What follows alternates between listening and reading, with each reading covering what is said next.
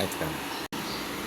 Magandang morning, good morning, good morning mga kaibigan. Good morning mga kanguso ko dyan na nagtsatikang nanonood sa aking munting channel.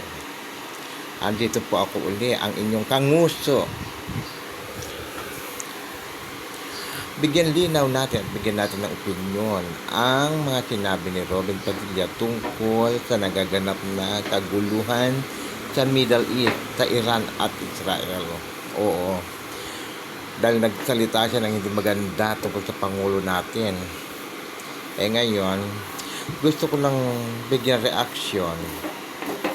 Ano ba ang nagagawang tulong ni Padilla sa mga OFW?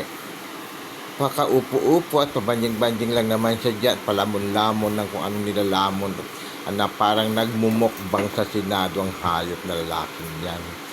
Hindi ko na siya iginagalang kasi hindi naman siya nagtatrabaho dito sa Pilipinas Kahit nandito siya, nagsisilbi siya sa China at sa mga Duterte.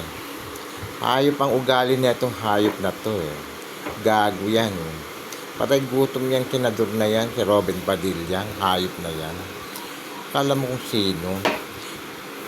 Kung makapanita siya sa gobyerno, parang hindi siya kasali sa gobyerno, di ba? Nakakaawa ka, Robin Padilla. Isa kang walang kakwenta-kwentang taong senador. Tama ba ako? O, di ba? Gago ka Gago kang senador Robin Padilla, gago ka. Parehas kayo ng amo mong matandang nakakulong sa dahig. Tang ina mo.